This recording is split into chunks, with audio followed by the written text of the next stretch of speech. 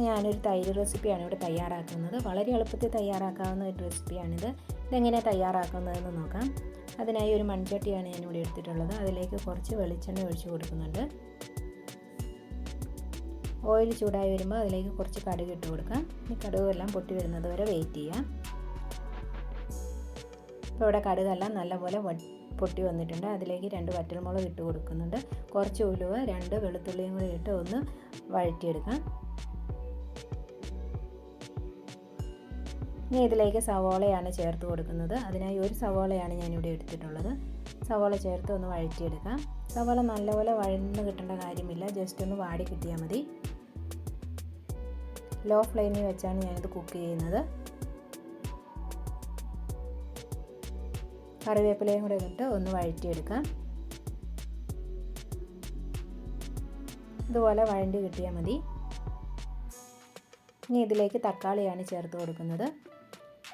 ഒരു തക്കാളിയാണ് ഞാനിവിടെ എടുത്തിട്ടുള്ളത്. അത് കട്ട് ചെയ്തതും കൂടെ ചേർത്ത് ഇളക്കിയെടുക്കാം. തക്കാളി നല്ലപോലെ ഉടഞ്ഞു കിട്ടേണ്ട കാര്യമില്ല, ജസ്റ്റ് ഒന്ന് വെന്ത് കിട്ടിയാൽ മതി.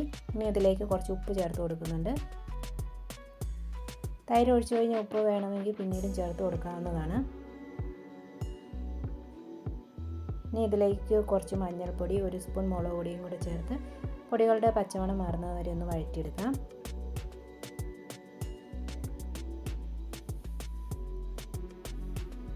ഇനി ഇതിലേക്ക് ഒരു പിടി മല്ലിയില കൂടി ചേർത്ത് കൊടുക്കുന്നുണ്ട്. മല്ലിയില ഇട്ട് കൊടുത്തിട്ട് ജസ്റ്റ് ഒന്ന് വഴറ്റിയെടുത്താൽ മതി.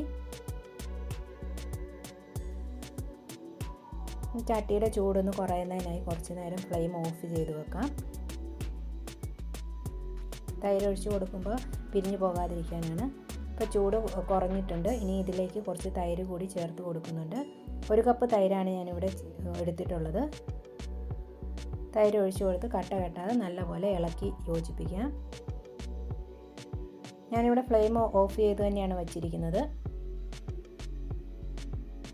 നല്ലപോലെ ഇളക്കിയെടുക്കാം.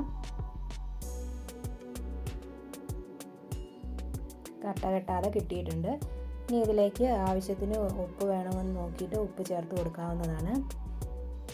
ഞാനിവിടെ കുറച്ച് ഉപ്പും കൂടി ചേർത്ത് കൊടുത്തിട്ടുണ്ട്. നല്ലപോലെ ഇളക്കി യോജിപ്പിക്കാം.